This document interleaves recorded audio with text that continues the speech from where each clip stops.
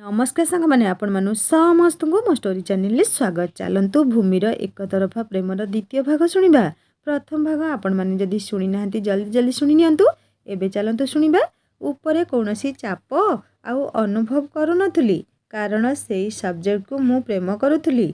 आज भी बापा चापरे से ठीक करिथिबा पिला सहित बाहा हे जिबी मु जानिछि।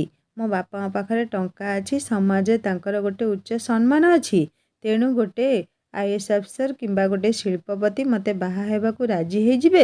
एमिति ज्वाई पाइबे समाज रे बापा छाती फुले गर्व बाट चलिबे, हेले मो आत्मा शांति पाइब नाही। सेठी टिके टिके कथार मु आघात हेबी कारण सेमिति स्वप्न मोर निजस्व नथिला। बापांक स्टाटस तले मो सारा जीवनर शांति कबर नहीं जिवो। मु एका ही से कबर तले छटपट हेबी जेमिति जीवन सारा मो मम्मी होउछंती आउ अनेक नारी भी हुअंती। भूमिर एते कथा शुणी सारिया परे भी आकाश मुहरे गोटे आशंकार बादल मंडई रही भूमि स्पष्ट देखि पारुथिला। तेणु ताकू आउ टिके परिष्कार करबाकू जाए भूमि पुणी थरे निज कथारे खियो जोड़िला। ए कथा काहींकी भूली जाउछ आकाश? तो परिवार गोटे झंकालिया बरगछ। जीवन यात्रा प्रत्येक मनीषकू तो अनेक प्रतिकूल समय रूपक सूर्यर डहडह ताती झांझी पवन और ततला माटी को सामना करिया पड़े।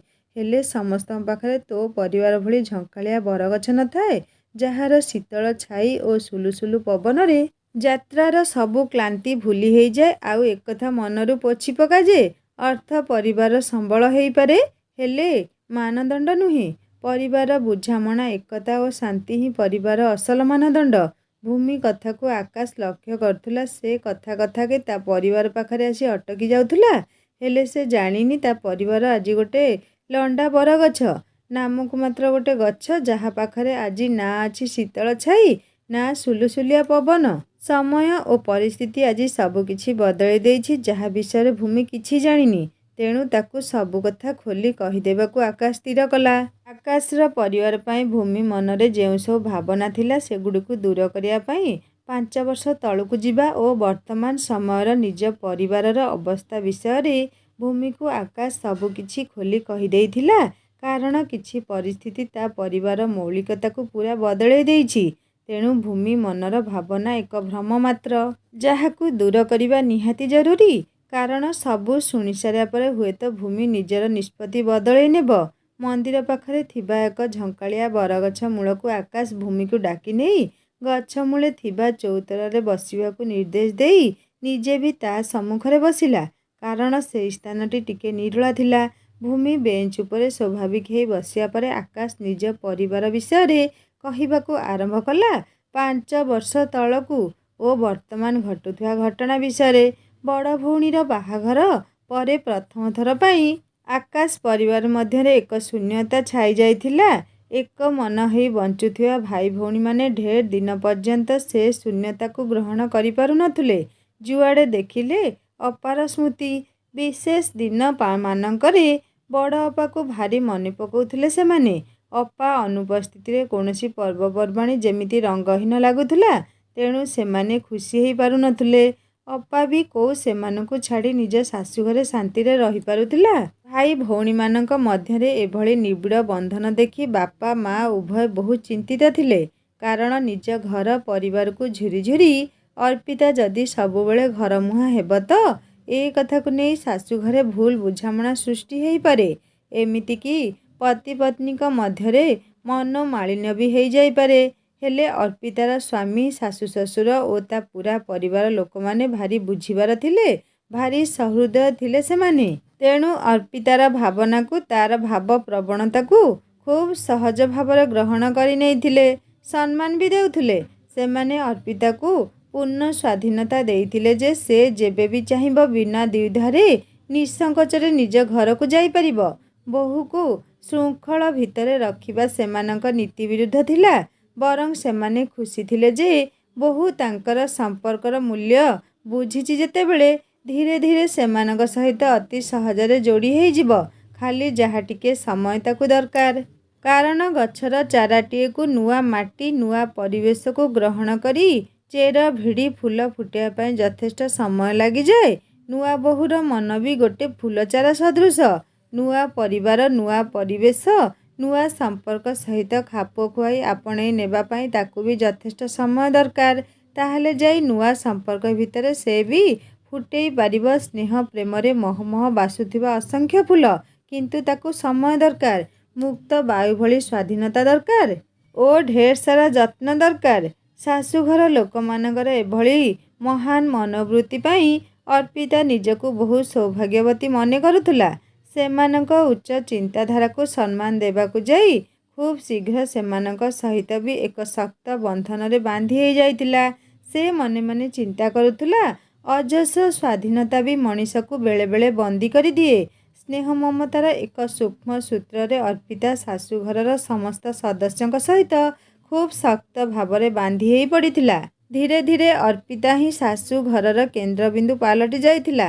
ଶାଶୁ ଘରର ଚାବି ବୋହୂ ଉପରେ ସମର୍ପି ଦେଇ ଦାୟିତ୍ୱମୁକ୍ତ ହେଇଯାଇଥିଲେ। ସାନ ନଣନ୍ଦ ଦିଅର ଦି'ଜଣ ବି ଦିନ ରାତି ପ୍ରତ୍ୟେକ କଥାରେ ଭାଉଜ ଭାଉଜ ହେଉଥିଲେ।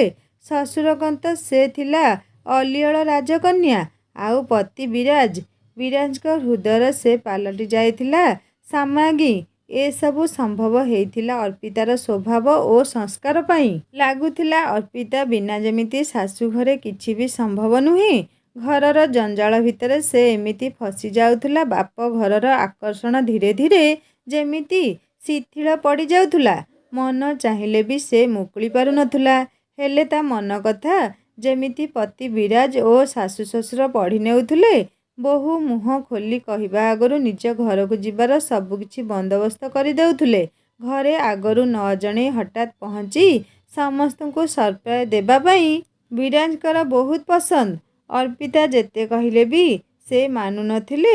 ଓଲଟି କହୁଥିଲେ, ଦେଖିବ ଅର୍ପିତା, ହଠାତ୍ ତୁମକୁ ଦେଖିଦେଇ ଘର ଲୋକମାନେ କେମିତି ଖୁସି ହେଇଯିବେ। ସେଇଆ ହିଁ ହେଉଥିଲା। ଘରେ ସମସ୍ତେ, ବିଶେଷ କରି ସାନ ଭାଇ ଭଉଣୀମାନେ ହଠାତ୍ ଅପାକୁ ଦେଖି ଖୁସିରେ ବାକ୍ଶୂନ୍ୟ ହେଇଯାଇଥିଲେ। ଲାଗୁଥିଲା ଭୋକିଲା ଲୋକ ହାତରେ ଯେମିତି କିଏ ଅତି ଆଦରରେ ମହାପ୍ରସାଦ ଧରେଇ ଦେଇଛି। ସେଥିପାଇଁ ସେମାନେ ଭିଣେଇଙ୍କୁ ଅଜସ୍ର କୃତଜ୍ଞତା ଜଣାଉଥିଲେ। ଏମିତିରେ ଅର୍ପିତା ଯେମିତି ସ୍ୱାମୀଙ୍କ ପରିବାର ସହିତ ସମ୍ପୂର୍ଣ୍ଣ ମିଶି ଯାଇଥିଲା। ସ୍ୱାମୀ ବିରାଜ ବି ତା ପରିବାରର ଏକ ସଦସ୍ୟ ପାଲଟି ଯାଇଥିଲେ। ଅସଲରେ ଦୁଇଟି ଅଜଣା ଅଶୁଣା ପରିବାର ହିଁ ମିଶି ଏକ ହେଇ ଯାଇଥିଲେ। ଦୁଇ ପରିବାର ଭିତରେ ଗଢ଼ି ଉଠିଥିବା ସୁସମ୍ପର୍କର ସେତୁବନ୍ଧ ଥିଲେ ଅର୍ପିତା ଓ ତାର ପତି।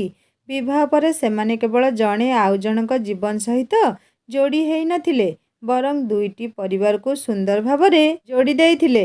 ଅର୍ପିତା ଯେମିତି ପତି ବିରାଜଙ୍କ ପରିବାରରେ ଏକ ଗୁରୁତ୍ୱପୂର୍ଣ୍ଣ ଭୂମିକା ନିଭାଇ ଚାଲୁଥିଲା, ଠିକ୍ ସେମିତି ବିରାଜ ବି ଅର୍ପିତା ପରିବାରକୁ ନିଜ ପରିବାର ଭାବି ସେମାନଙ୍କ ସୁଖରେ ଦୁଃଖରେ ସାମିଲ ହେଉଥିଲେ। ବିବାହର ଅସଲ ଅର୍ଥକୁ ସେ ବୁଝିଥିଲେ। ଅର୍ପିତାର ଭାଇ ଭଉଣୀମାନେ ନିଜ ଅଜାଣତରେ ଭିଣେଇଙ୍କୁ ହୃଦୟର ସହିତ ଆପଣେଇ ନେଇଥିଲେ। ବାପା ମା ତ ଯେମିତି ଝିଅ ବାହାର କରି ଆଉ ଗୋଟେ ପୁଅ ପାଇ ଯାଇଥିଲେ। ଅର୍ପିତା ଏସବୁ ଦେଖି ଭିତରେ ଭିତରେ ବହୁତ ଖୁସି ହେଉଥିଲା। ହେଲେ ବାପା ମା ଭାଇ ଭଉଣୀଙ୍କ ପାଖରେ ବେଳେବେଳେ ମିଛ ଅଭିନୟ କରି କହୁଥିଲା, ତୁମେ ସବୁ ତ ବିରାଜକୁ ପାଇ ମୋତେ ଭୁଲି ଯାଉଛ। ପ୍ରକୃତରେ ସେଇ ମିଛ ଅଭିନୟରେ ତା ଜୀବନର ପ୍ରକୃତ ଖୁସି ଲୁଚି ରହିଥିଲା।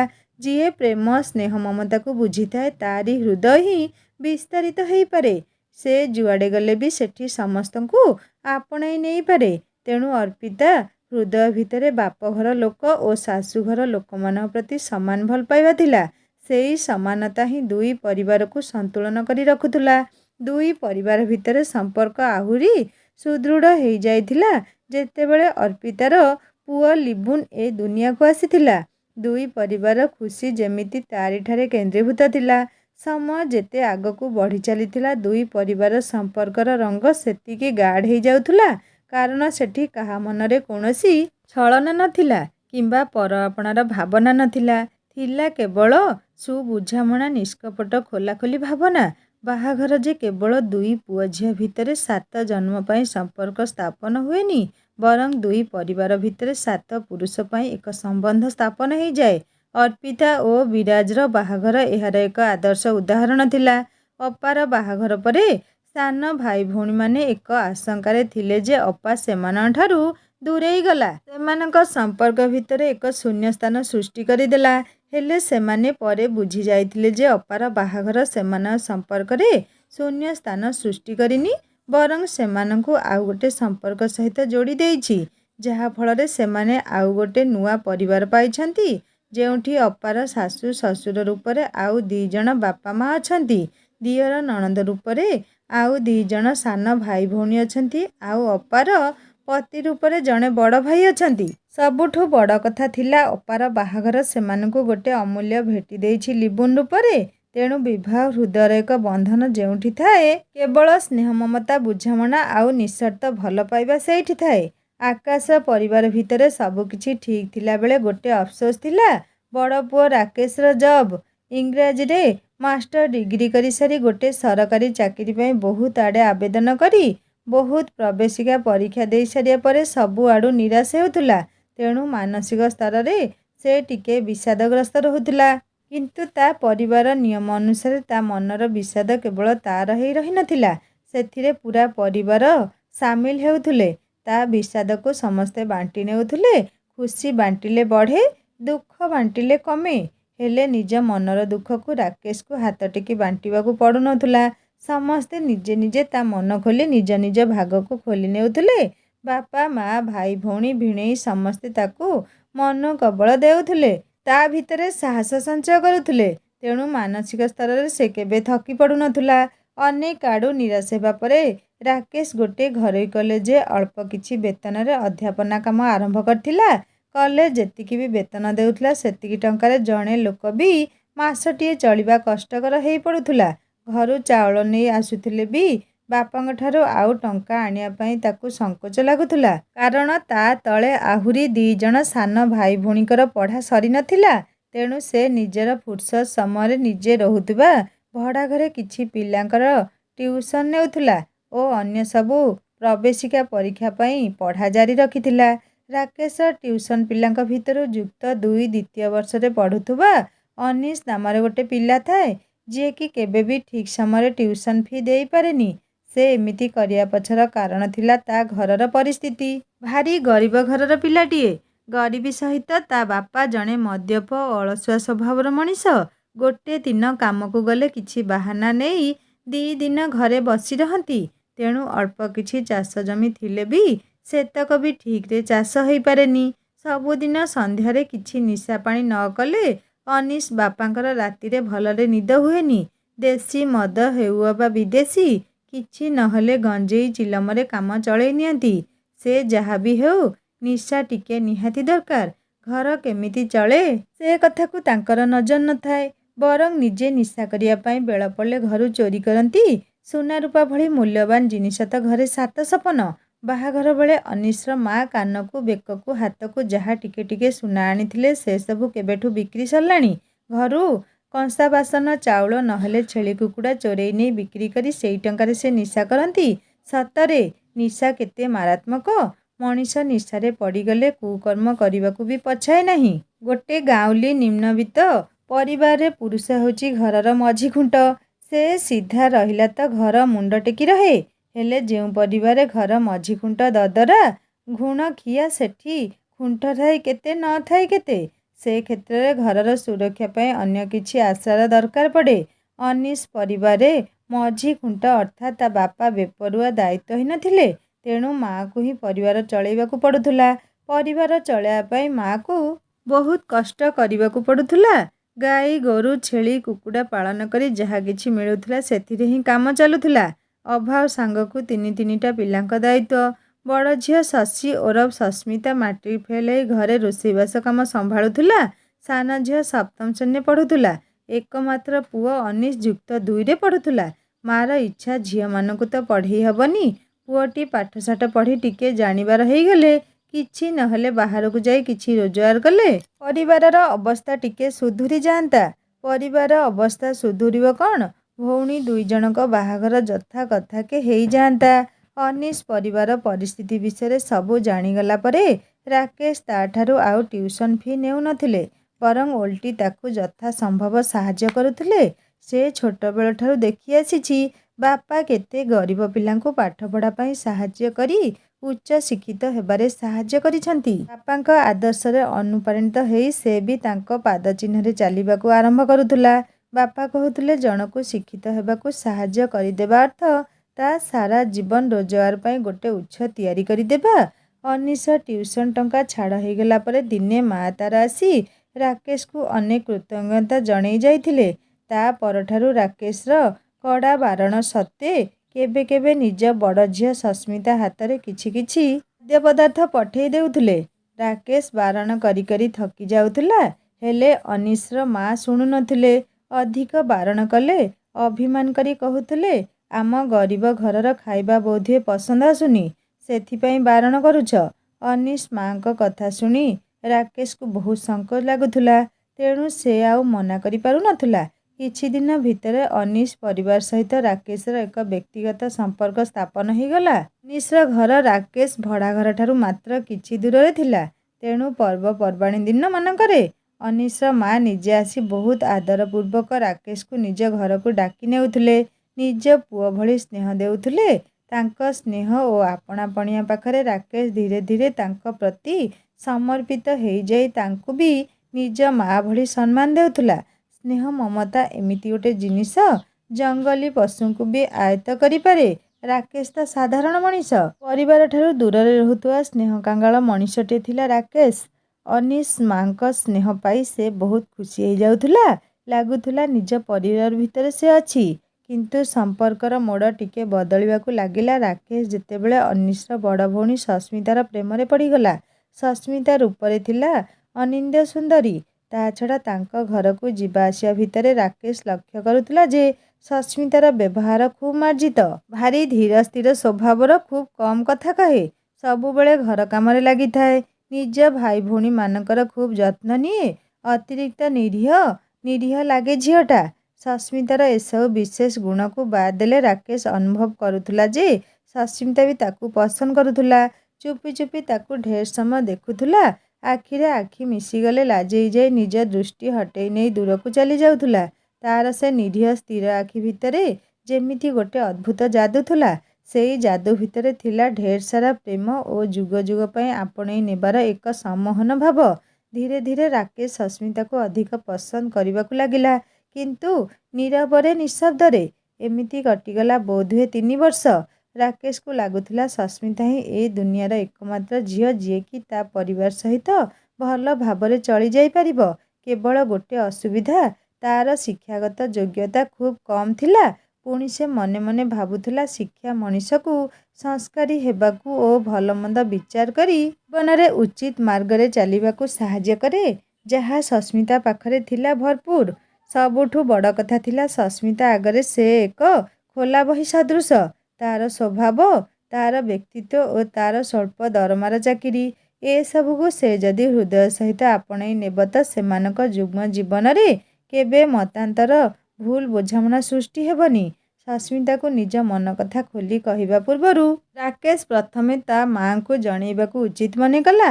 ମା ହିସାବରେ ତାଙ୍କ ମତ ଓ ସସ୍ମିତାର ଇଚ୍ଛା କ'ଣ ଜାଣିବାକୁ ଚାହିଁଥିଲା। ରାକେଶ ପ୍ରସ୍ତାବରେ ସସ୍ମିତାର ମାଙ୍କର କିଛି ଆପତ୍ତି ନଥିଲା। ବରଂ ତାଙ୍କ ଭିତରେ ଗୋଟେ ଭୟ ଥିଲା। ତାଙ୍କ ଭୟର ବି ଯଥେଷ୍ଟ କାରଣ ଥିଲା। କାରଣ ରାକେଶ ଭଳି ସସ୍ମିତା ବେଶୀ ପାଠ ପଢ଼ିନଥିଲା। ତା ଛଡ଼ା ତାଙ୍କର ଆର୍ଥିକ ପରିସ୍ଥିତି ଯାହା, ଯୌତୁକ ହିସାବରେ କିଛି ବି ଦେବା ତାଙ୍କ ସାମର୍ଥ୍ୟର ବାହାରେ। ତା ଛଡ଼ା ପାରିବାରିକ ବୈଷମତା ବି ଢେର। ରାକେଶର ପରିବାର ଉଚ୍ଚ ଶିକ୍ଷିତ। ଜଣେ ଆଦର୍ଶ ଶିକ୍ଷକ ହିସାବରେ ତା ବାପାଙ୍କର ବହୁତ ସୁନାମ ଅଛି। ହେଲେ ସସ୍ମିତା ବାପା ଜଣେ ମଦ୍ୟପ। ତେଣୁ ସବୁ ଦୃଷ୍ଟିରୁ ଦେଖିବାକୁ ଗଲେ ଦୁଇ ପରିବାର ଦୁଇଟି ସମାନ୍ତର ସରଳରେଖା ସଦୃଶ। ଏସବୁ ଅସମାନତାକୁ ନେଇ ବାହାଘର ପରେ ଯଦି କିଛି ସମସ୍ୟା ସୃଷ୍ଟି ହୁଏ, ସେଥିରେ କେବଳ ସସ୍ମିତା ଜୀବନ ବର୍ବାଦ ହୋଇଯିବ। ତା ଛଡ଼ା ରାକେଶ ପରିବାର କ'ଣ ଏ ବିବାହରେ ଏକମତ ହେବେ? ବାହାଘର ପାଇଁ ସସ୍ମିତା କିମ୍ବା ତା ମାଙ୍କର ନିଜ ତରଫରୁ କୌଣସି ଆପତ୍ତି ନଥିଲେ ବି ଅନେକ ପ୍ରଶ୍ନ ଥିଲା। ରାକେଶ କିନ୍ତୁ ସେମାନଙ୍କୁ ଦୃଢ଼ ପ୍ରତିଶ୍ରୁତି ଦେଇଥିଲା ଯେ ଆଗକୁ ଯାଇ ତା ନିଜ ତରଫରୁ କିମ୍ବା ତା ପରିବାର ତରଫରୁ କୌଣସି ବି ସମସ୍ୟା ଉପୁଜିବ ନାହିଁ। କାରଣ ସେ ନିଜ ବାପା ବୋଉଙ୍କୁ ଭଲ ଭାବରେ ଜାଣିଛି। ସେମାନେ ବିଲକୁଲ ଯୌତୁକ ବିରୋଧୀ। ତେଣୁ ସସ୍ମିତାର ପରିବାର ଆର୍ଥିକ ପରିସ୍ଥିତି ଯାହା ବି ହେଉ, ସେଥିରେ ସେମାନଙ୍କର କିଛି ମତଲବ ରହିବ ନାହିଁ। ସସ୍ମିତାର ଶିକ୍ଷାଗତ ଯୋଗ୍ୟତାରେ ବି ସେମାନଙ୍କର କୌଣସି ଅଭିଯୋଗ ରହିବ ନାହିଁ। କାରଣ ତା ପସନ୍ଦକୁ ନେଇ ସେମାନେ ବି ଖୁସି ହୋଇଯିବେ।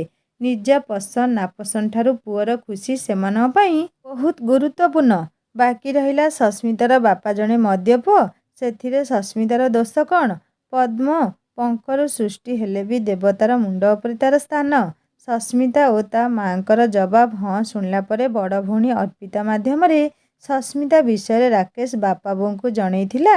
କାରଣ ରାକେଶ ପାଇଁ କନ୍ୟା ଦେଖିବା ଦାୟିତ୍ୱ ବି ତା ବାପା ଅର୍ପିତା ଓ ତା ପତିଙ୍କ ଉପରେ ନ୍ୟସ୍ତ କରିଥିଲେ। ଅର୍ପିତା ମୁହଁରୁ ସବୁ ଶୁଣିସାରିବା ପରେ ବାପା ବୋଉ ବି ସେ ପ୍ରସ୍ତାବରେ ରାଜି ଥିଲେ। କାରଣ ସସ୍ମିତା ରାକେଶର ଯେ ପସନ୍ଦ ଆସିଯାଇଛି ସେଇଟା ସବୁଠୁ ବଡ଼ କଥା ଥିଲା। ଘରର ବଡ଼ ପୁଅର ବାହାଘର, ସେଥିପାଇଁ ବାପା ବୋଉ ବହୁତ ଖୁସି ଥିଲେ। ଭାଇ ଭଉଣୀମାନଙ୍କ ପାଦ ମାଟିରେ ଲାଗୁନଥିଲା। ଘରକୁ ଭାଉଜ ଆସିବେ, ସେମାନଙ୍କ ଟିମରେ ଆଉ ଜଣେ ନୂଆ ସଦସ୍ୟ ଯୋଡ଼ି ହେଇଯିବେ। ଭାଉଜଙ୍କୁ ନେଇ କେତେ କଳ୍ପନା ସେମାନେ କରିଯାଉଥିଲେ। ଘରର ବଡ଼ ପୁଅ ବାହାଘର, ସେଥିପାଇଁ ରାକେଶ ପରିବାରରେ ସମସ୍ତେ ବହୁତ ଖୁସି ଥିଲେ। ବିଶେଷ କରି ରାକେଶର ଭାଇ ଭଉଣୀମାନେ। ଏଇ ଗୋଟେ ମଉକା ମଜାମସ୍ତି କରିବାର। କାରଣ ବନ୍ଧୁବାନ୍ଧବଠାରୁ ଆରମ୍ଭ ସାଙ୍ଗସାଥୀ ସମସ୍ତେ ଏକତ୍ରିତ ହେବାର ଗୋଟେ ଜବରଦସ୍ତ ବାହାନା। ସେଇଥିପାଇଁ ତ ବାହାଘର ଏକ ଗୁରୁତ୍ୱପୂର୍ଣ୍ଣ ସାମାଜିକ ଉତ୍ସବ। ଏହା ପୂର୍ବରୁ ଘରେ ଗୋଟେ ବାହାଘର ଅର୍ଥାତ୍ ବଡ଼ ଝିଅ ଅର୍ପିତାର ବାହାଘର ହେଇଥିଲା। ହେଲେ ସେ ବାହାଘରେ ଭାଇ ଭଉଣୀମାନେ କେହି ଖୁସି ହେଇପାରିନଥିଲେ। କାରଣ ସେମାନେ ଜାଣିଥିଲେ ଯେ ବାହାଘର ପରେ ଅପା ସବୁଦିନ ପାଇଁ ସେମାନଙ୍କଠାରୁ ଦୂରେଇ ଯିବ। ତେଣୁ ବାହାଘରଟିକୁ କେହି ମନଭରି ଏନ୍ଜୟ କରିପାରି ନଥିଲେ। ଅବଶ୍ୟ ସେମାନେ ପରେ ବୁଝିଥିଲେ ଅପା ଘରୁ ବିଦା ହେଲା ବୋଲି ଭାଇନା ସେମାନଙ୍କୁ ମିଳିଗଲେ। ଆଉ ଗୋଟେ ପରିବାର ସହିତ ସେମାନଙ୍କ ସମ୍ପର୍କ ଏତେ ନିବିଡ଼ ଭାବରେ ଯୋଡ଼ିଗଲା। ସବୁଠୁ ବଡ଼ କଥା, ସେମାନଙ୍କ ପ୍ରଥମ ପର ପିଢ଼ି ଅତି ଆଦରର ଲିବୁନ ସେମାନଙ୍କ ଗହଣକୁ ଆସିଗଲା। ଅପା ବାହାଘର ବେଳେ ସେମାନେ କ'ଣ ପାଇଁ ଏତେ ଦୁଃଖୀ ଥିଲେ? ପରେ ଭାବିଲେ ସେମାନଙ୍କୁ ଭାରି ହସ ଲାଗେ। ଯଦି ସେମାନେ ସବୁ କଥା ଆଗରୁ ବୁଝିପାରିଥାନ୍ତେ ତ ଅପା ବାହାଘରେ ଏତେ ଦୁଃଖୀ ହେଇନଥାନ୍ତେ, ଏତେ କନ୍ଦାକଟା କରିନଥାନ୍ତେ। ଖୁସିରେ ଖୁସିରେ ଅପାକୁ ଭାଇନାଙ୍କ ସହିତ ବିଦା କରି ଦେଇଥାନ୍ତେ। ଆଉ ଗୋଟେ କଥା ଭାବିଲେ ଆଶ୍ଚର୍ଯ୍ୟ ଲାଗେ, ବାହାଘର ପରେ ପରେ ଅପାର ଯେତେବେଳେ ବିଦାୟ ବେଳ ଆସିଯାଇଥିଲା, ଅପା ସହଜରେ କାର୍ ଭିତରକୁ ଯାଇନଥିଲା। ମାମୁଁମାନେ ଏକ ପ୍ରକାର ଜୋର କରି ତାକୁ କାର୍ ଭିତରେ ବସେଇଥିଲେ। ହେଲେ ଆଜି ବେଳେବେଳେ ଅପାକୁ ଘରକୁ ଡାକିଲେ ଆସିବାକୁ ତାକୁ ସମୟ ହେଉନାହିଁ। ବିଭିନ୍ନ ଆଳ ଦେଖେଇ ମନା କରିଦେଉଛି। ଶାଶୁଙ୍କ ଦେହ ଭଲ ନାହିଁ, ଘରକୁ ଗେଷ୍ଟ ଆସିବେ। ନଣନ୍ଦର ଫାଇନାଲ ପରୀକ୍ଷା ଚାଲିଛି, ଦିଅରର ଇଣ୍ଟରଭ୍ୟୁ ଅଛି। ଏମିତି କେତେ ବାହାନା। ଅବଶ୍ୟ ତା କର୍ତ୍ତବ୍ୟଗୁଡ଼ିକ ଭାଇନା ଆସି କରିଦେଇ ଯାଆନ୍ତି। ଅପା ଚାହିଁଲେ ଭାଇନାଙ୍କୁ କହିଦେଇ ପାରନ୍ତା, ତୁମେ ତୁମ ପରିବାର କଥା ବୁଝ, ମୁଁ ଯାଉଛି ମୋ ପରିବାର କଥା ବୁଝିବା ପାଇଁ। ହେଲେ ସେମିତି କେବେ ହୁଏନି। ଭଲ ପାଇବା ଭଳି କର୍ତ୍ତବ୍ୟ ବି ଅଦଳ ବଦଳ ହେଇଯାଏ ଭାଇନା ଓ ଅପାଙ୍କ ଭିତରେ। ସେଇ ଅଦଳ ବଦଳ ଭିତରେ ଦୁଇ ପରିବାର କାମ ହେଇଯାଏ। ତା ସହିତ ସମ୍ପର୍କରେ ଦୃଢ଼ତା ଆସିଯାଏ। ହେଲେ ଭାଇ ବାହାଘର କଥା ସମ୍ପୂର୍ଣ୍ଣ ଅଲଗା। ସେଠି କାହାକୁ ବିଦା କରିବାକୁ ପଡ଼ିବ ନାହିଁ, ବରଂ ଘରର ଆଉ ଜଣେ ନୂଆ ସଦସ୍ୟ ଭାଉଜଙ୍କୁ ସ୍ୱାଗତ କରିବାକୁ ହେବ। ଭାଉଜଙ୍କ ଆଗମନରେ ଘର ଖୁସିରେ ଫାଟି ପଡ଼ିବ। ଭିଣୋଇଙ୍କ ଭଳି ବି ଭାଉଜ ସତରେ ଏକ ସମ୍ପର୍କ, ନୂଆ ସମ୍ପର୍କ, ଯାହା ଭାଇ ମାଧ୍ୟମରେ ସ୍ଥାପିତ ହୁଏ। ସେ ପୁଣି ବନିଯାଆନ୍ତି ଘରର ଏକ ମୁଖ୍ୟ ଅଙ୍ଗ, ଘରର କୁଳବଧୂ, ଘରର ଲକ୍ଷ୍ମୀ। ମା'ର ଏକ ବିକଳ୍ପ, ଭଉଣୀର ଆଉ ଗୋଟେ ରୂପ, ଗୋଟେ ସଚ୍ଚା ବାନ୍ଧବୀ, ଆଉ ସୁଖ ଦୁଃଖ ବାଣ୍ଟିବା ପାଇଁ ଏକ ଭରସାଯୋଗ୍ୟ ମଣିଷ। ନିହାତି ଅପରିଚିତ ପର ଝିଅଟିଏ କେଇଟା ଦିନରେ ପାଲଟିଯାଏ ନିଜଠୁ ନିଜର, ରକ୍ତଠୁ ଆହୁରି ନିବିଡ଼। ଏହା ସମ୍ଭବ ହୁଏ କେବଳ ଗୋଟେ ବିବାହ ପାଇଁ। ସେଇଥିପାଇଁ ବୋଧହୁଏ ଭାରତୀୟ ପରମ୍ପରାରେ ବିବାହ ଏକ ସ୍ୱତନ୍ତ୍ର ଅନୁଷ୍ଠାନ, ଯାହା ମାଧ୍ୟମରେ ଗଢ଼ି ଉଠେ ସମ୍ପର୍କର ଅନେକ ସୌଧ। ଅର୍ପିତା ପାଖରୁ ସସ୍ମିତା ବିଷୟରେ ସବୁକିଛି ଶୁଣିସାରିବା ପରେ ତାକୁ ଥରେ ଦେଖିବା ପାଇଁ ପରିବାରର ସମସ୍ତ ସଦସ୍ୟ ଅଧୈର୍ଯ୍ୟ ହେଇଯାଉଥିଲେ। କିଏ ଆଗ ଦେଖିବା ପାଇଁ ଯିବ ସେଇଟା ଗୋଟେ ପ୍ରଶ୍ନ ଥିଲା। ହେଲେ ବାପା ବୋଉ ଏଇଆ ନିଷ୍ପତ୍ତି ନେଲେ ଯେ ଯେହେତୁ ସସ୍ମିତା ରାକେଶର ପସନ୍ଦ ହେଇଛି, ସେଠି ପସନ୍ଦ ନାପସନ୍ଦର ପ୍ରଶ୍ନ ଉଠୁନଥିଲା। ଖାଲି ଯାହା ସସ୍ମିତା ସହିତ ଓ ତା ପରିବାର ସହିତ ଟିକେ ମିଶି ଆସିବା କଥା। ତେଣୁ ଗୋଟେ ଭଲ ଦିନ ଦେଖି ଦୁଇ ପରିବାର ମିଶି ତାକୁ ଯାଇ ଟିକେ ଦେଖି ଆସିଲେ କାମ ଶେଷ। କଥା ହେଲା ଯେ ପିଲାମାନେ ଯାଇ ପ୍ରଥମେ ଦେଖି ଆସିବେ। ଲଗ୍ନ ଦିନ ମୁରବୀ ସ୍ଥାନୀୟ ଲୋକମାନେ ଯାଇ ବାହାଘର ପାଇଁ ଦିନ ବାର ଧାର୍ଯ୍ୟ କରି ଆସିବେ। ଦିନ ବାର ଧାର୍ଯ୍ୟ କଲାବେଳେ ବୟୋଜ୍ୟେଷ୍ଠମାନଙ୍କ ରାୟ ନିହାତି ଆବଶ୍ୟକ। ତେଣୁ ଲଗ୍ନ ଦିନ ମାମୁଁ ପିଉସା, ଗାଁର କିଛି ବୟସ୍କ ଲୋକଙ୍କ ଉପସ୍ଥିତି ନିହାତି ଜରୁରୀ। ସେଇଆ ହିଁ ହେଲା। ଠିକ୍ ଦିନରେ ରାକେଶ ଓ ସସ୍ମିତା ବାହାଘର ପାଇଁ ଦିନ ବାର ଧାର୍ଯ୍ୟ ହେଇଗଲା। ଅନେକ ପୁରୁଣା ପ୍ରଥା ଭଳି ଆମ ସମାଜ ଏକ ପୁରୁଣା ଭାବନା ଯେ ବାହାଘରେ ଦୁଇ ପରିବାର ଭିତରେ ନିଶ୍ଚୟ ଗୋଟେ ସମାନତା ରହିବା ଆବଶ୍ୟକ। ଝିଅ ଓ ପୁଅ ମନର ସମାନତା ଥାଉ କିମ୍ବା ନଥାଉ, ତାହେଲେ ଯାଇ ସମ୍ବନ୍ଧରେ କିଛି ବିଷମତା ରହେନି। ସସ୍ମିତାର ଶିକ୍ଷାଗତ ଯୋଗ୍ୟତା ଓ ତା ଘରର ଆର୍ଥିକ ପରିସ୍ଥିତି ଓ ତା ବାପାଙ୍କ ବେପରୁଆ ସ୍ୱଭାବକୁ ନେଇ ରାକେଶ ବନ୍ଧୁବାନ୍ଧବ ଓ ସାହି ପଡ଼ିଶାଙ୍କ ଭିତରେ କିଛି ଚାପା ପ୍ରତିବାଦ ଓ ସମାଲୋଚନା ଉଠିଥିଲା। ହେଲେ ସେସବୁକୁ ରାକେଶ ପରିବାର ଭ୍ରୂକ୍ଷେପ କରିନଥିଲା।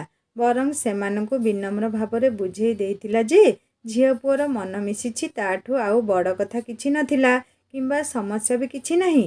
ପରିବାରର ଦୃଢ଼ୋକ୍ତି ପାଖରେ କାହାରି ସମାଲୋଚନା କିମ୍ବା ପ୍ରତିବାଦ ବେଶୀ ସମୟ ତିଷ୍ଠି ପାରିନଥିଲା। ଆଉ କିଛି ମତ ଦେଇଥିଲେ, ମିଆଁ ବିବି ରାଜି ତ କ୍ୟା କରେଗା କାଜି। ଆଉ କିଛି କହିଥିଲେ, ହଁ ଝିଅ ଦେବ ନିଜଠୁ ଉଚ୍ଚରେ, ଆଉ ବୋହୂ ଆଣିବ ନିଚରୁ, ତେବେ ଯାଏ ବୋହୂ କଥା ମାନି ଚଳିବ। କାହା କୁହା କଥାର କୌଣସି ପ୍ରଭାବ ନଥିଲା ରାକେଶ ପରିବାର ଉପରେ। ସେମାନଙ୍କ ଆଖି ଆଗରେ କେବଳ ଗୋଟେ କଥା ଥିଲା ରାକେଶର ଖୁସି। ସେ ଯଦି ସସ୍ମିତାକୁ ପତ୍ନୀ ରୂପରେ ପାଇ ଖୁସି, ତ ତା ଖୁସିରେ ପରିବାର ଖୁସି। ରାକେଶ ଓ ସସ୍ମିତାର ବାହାଘରଟି ବେଶ୍ ସୁରୁଖୁରୁରେ ସମ୍ପାଦିତ ହୋଇଯାଇଥିଲା। ବିଶେଷ ଧୁମ୍‌ଧାମ୍‌ରେ ନ ହେଲେ ବି ବହୁ ଶାନ୍ତିପୂର୍ଣ୍ଣ ଭାବରେ ବାହାଘରଟି ସମ୍ପୂର୍ଣ୍ଣ ହୋଇଥିଲା। ସମ୍ପୂର୍ଣ୍ଣ ଯୌତୁକ ବିହୀନ ଏକ ଆଦର୍ଶ ବାହାଘର। ବାହାଘରଟି ଏକ ମନ୍ଦିରରେ ସମ୍ପନ୍ନ ହୋଇଥିଲା। ଯାହା କିଛି ଭୋଜିର ଆୟୋଜନ ହୋଇଥିଲା, ସେସବୁର ଖର୍ଚ୍ଚ ରାକେଶ ଘର ତରଫରୁ ହିଁ କରାଯାଇଥିଲା, କେବଳ ସସ୍ମିତା ମା'ଙ୍କୁ ଖର୍ଚ୍ଚରୁ ରକ୍ଷା କରିବା ପାଇଁ। ହେଲେ ଗାଁ ଲୋକ ଓ ବନ୍ଧୁବାନ୍ଧବଙ୍କ ସାମ୍ନାରେ ରାକେଶ ମା କହିଥିଲେ ଯେ, ମୋର ଏକ ମାନସିକ ଥିଲା ଯେ ରାକେଶର ବାହାଘର ମୁଁ ମନ୍ଦିରରେ କରିବି। ଏମିତିକି ବୋହୂର ସମସ୍ତ ଗହଣାଗାଣ୍ଠି ବି ଶାଶୁ ଶ୍ୱଶୁର ହିଁ କିଣିଦେଇଥିଲେ। ଅନ୍ୟାନ୍ୟ ଘରକରଣା ଜିନିଷ କିଛି ବି ନ ଦେବା ପାଇଁ କଡ଼ା ବାରଣ କରାଯାଇଥିଲା। କାରଣ ତାଙ୍କ ଘର କେବଳ ସସ୍ମିତାକୁ ହିଁ ଅପେକ୍ଷା କରି ରହିଛି, ଯୌତୁକ ଜିନିଷକୁ ନୁହେଁ। ତେଣୁ ମୋଟାମୋଟି ଭାବରେ ଝିଅ ବାହାଘର ପାଇଁ ସସ୍ମିତା ମା'ଙ୍କୁ ବିଶେଷ କିଛି ଖର୍ଚ୍ଚ କରିବା ପାଇଁ ପଡ଼ିନଥିଲା। ନୂଆ ବୋହୂଟିଏ ଘରକୁ ଆସିଲେ ଅନେକ ଲୋକଙ୍କର ବୋହୂଠାରୁ ସେ ଆଣିଥିବା ଜିନିଷ ଉପରେ ନଜର ଥାଏ। ସେମାନେ ଦୃଷ୍ଟି ରଖି ଜଗି ବସିଥାନ୍ତି ବୋହୂ ପଛେ ପଛେ କ'ଣ ସବୁ ଜିନିଷ ଆସିବାକୁ ଅଛି। ହେଲେ ରାକେଶ ବାହାଘରରେ ସେମିତି କିଛି ଘଟିନଥିଲା। ତେଣୁ ଯୌତୁକ ଜିନିଷ ଉପରେ ନଜର ରଖି ଅପେକ୍ଷା କରିଥିବା କେତେ ହଳ ଆଖିକୁ ନିରାଶ ହେବାକୁ ପଡ଼ିଥିଲା। ସେଇଥିପାଇଁ ବି ଏକ ଚାପା ଗୁଞ୍ଜରଣ ଉଠିଥିଲା ସାହି ପଡ଼ିଶାରେ। ଯୌତୁକ ବିହୀନ ବାହାଘର ଯେତେବେଳେ ଜିନିଷପତ୍ରରେ ଘରଦ୍ୱାର ପୂରି ଯାଇଥାନ୍ତା, ଜଗନ୍ନାଥ ମାଷ୍ଟ୍ରେ ସତରେ ଠକିଗଲେ। ଆରେ ବରପକ୍ଷ ମୁହଁ ଖୋଲି ଯୌତୁକ ନ ମାଗିଲେ ବୋଲି କନ୍ୟା ପକ୍ଷର ଟିକେ ବିବେକ ନାହିଁ। ଝିଅଟାକୁ ଖାଲି ଖାଲି ଠେଙ୍ଗା ଭଳି ବିଦା କରିଦେଲେ। ସତରେ ଆଜିକାଲି ବିନା ଯୌତୁକ ବାହାଘର ବି ଏକ ଫ୍ୟାସନ୍ ହେଇଗଲାଣି। ଅଧିକାଂଶ ବରପକ୍ଷ ଆଉ ମୁହଁ ଖୋଲି କିଛି ମାଗୁନାହାନ୍ତି, ହେଲେ ମନ ଭିତରେ ଲୋଭ ବି ଛାଡ଼ୁନାହାନ୍ତି। କିନ୍ତୁ ରାକେଶ ପରିବାର ତରଫରୁ ନା ଯୌତୁକ ଦାବି ଥିଲା, ନା ମନ ଭିତରେ କାଣିଚାଏ ଲୋଭ ଥିଲା। ରାକେଶର ବାପା ଜଗନ୍ନାଥ ବାବୁ ଯୌତୁକ ଲୋଭୀ ବାପା ମା'ଙ୍କ ଉଦ୍ଦେଶ୍ୟରେ ସବୁବେଳେ କହନ୍ତି ଯେ, ଗୋଟେ କନ୍ୟାର ପିତାମାତା ତ ସେମାନଙ୍କ ସବୁଠାରୁ ଅମୂଲ୍ୟ ରତ୍ନ। ସେମାନଙ୍କ ଅଲିଅଳ କନ୍ୟାରତ୍ନଟିକୁ ବରପକ୍ଷକୁ ଦାନ କରି ସେମାନଙ୍କୁ ଋଣୀ କରିଦିଅନ୍ତି। ତା ଉପରେ ପୁଣି ସେମାନଙ୍କଠାରୁ ଯୌତୁକ ଆଣିବା ଅର୍ଥ କନ୍ୟା ପିତାମାତାଙ୍କ ନିକଟରେ ଅଧିକ ଋଣଗ୍ରସ୍ତ ହୋଇ ରହିବା। କିଛି ଲୋକ କେବଳ ବାକ୍ୟରେ ନିଜର ଆଦର୍ଶବାଦକୁ ପ୍ରସ୍ଫୁଟିତ କରନ୍ତି। ହେଲେ ଜଗନ୍ନାଥ ବାବୁ ନିଜ ବଡ଼ ପୁଅ ରାକେଶର ବାହାଘର ସମ୍ପୂର୍ଣ୍ଣ ଯୌତୁକ ବିହୀନ ଭାବରେ ସମ୍ପନ୍ନ କରି ନିଜ ଆଦର୍ଶକୁ କର୍ମରେ ପରିଣତ କରିଥିଲେ। ନୂଆ ବୋହୂ ସସ୍ମିତାକୁ ଯଥାବିଧିରେ ଘରକୁ ସ୍ୱାଗତ କରାଯାଇଥିଲା। ବାହାଘର 7 ଦିନ ପର୍ଯ୍ୟନ୍ତ ଘରେ ଯେମିତି ଉତ୍ସବ ଲାଗି ରହିଥିଲା। ବନ୍ଧୁବାନ୍ଧବମାନଙ୍କ ଗୋଳଚୋଳ, ପିଲାମାନଙ୍କ ମଜାମସ୍ତିରେ ଘରଟା ଖୁସିରେ ପୂରା ଉଛୁଳି ଯାଉଥିଲା। ବାହାଘର ତ ଗୋଟେ ଶକ୍ତ ବାହାନା, ଘରେ ସମସ୍ତ ସମ୍ପର୍କୀୟମାନଙ୍କୁ ଏକଜୁଟ କରାଇ ସମ୍ପର୍କର ଏକ ମହାସଙ୍ଗମ ସୃଷ୍ଟି କରିବା ପାଇଁ। ସସ୍ମିତା ଦେଖି ଆଶ୍ଚର୍ଯ୍ୟ ହେଇଯାଉଥିଲା ଯେ ତା ଶାଶୁଘରର କେତେ ପୁରୁଷର ପୁରୁଣା ବନ୍ଧୁ ଯେ ସେ ବାହାଘରରେ ସାମିଲ ହେଇଥିଲେ। ଏଇ ଯେମିତିକି ଶ୍ୱଶୁରଙ୍କ ମାମୁଁ ଘର ସାଙ୍ଗମାନେ। ବାହାଘର ତ ହେଲା, ବରକନ୍ୟା ତ ଘରକୁ ଆସିଲେ, କିନ୍ତୁ ଆକାଶ ଭୂମିକୁ ତାଙ୍କ ପରିବାର ବିଷୟରେ କ'ଣ କହିବାକୁ ଚାହୁଁଥିଲେ ତାହା ଜାଣିବା ଏହି କାହାଣୀର ଭାଗ 3ରେ। କାହାଣୀ କେମିତି ଲାଗୁଛି ମୋତେ ନିଶ୍ଚୟ କମେଣ୍ଟ କରି ଜଣାଇବେ। ଆଉ ଯଦି ଭଲ ଲାଗୁଥାଏ ଲାଇକ୍ ଟିକେ କରିବେ, ସାଙ୍ଗମାନଙ୍କ ସହିତ ସେୟାର କରିବେ। ଆଉ ଯଦି ମୋ ଚ୍ୟାନେଲରେ ନୂଆ ଅଛନ୍ତି ତାହେଲେ ସବସ୍କ୍ରାଇବ୍ କରି ବେଲ୍ ଆଇକନ୍ ଦବାଇଦେବେ। ହିନ୍ଦୀ ଷ୍ଟୋରି ଚ୍ୟାନେଲରେ ନୂଆ ନୂଆ କାହାଣୀ ଅପଲୋଡ଼ ହେଇସାରିଛି, ଆପଣମାନେ ଜଲ୍ଦି ଜଲ୍ଦି ଶୁଣି ନିଅନ୍ତୁ। ହଁ ସାଙ୍ଗମାନେ, ଜଲ୍ଦି ଆସିବେ ଏହି କାହାଣୀର ତୃତୀୟ ଭାଗ ନେଇ। ରହୁଛି ନମସ୍କାର, ଜୟ ଜଗନ୍ନାଥ।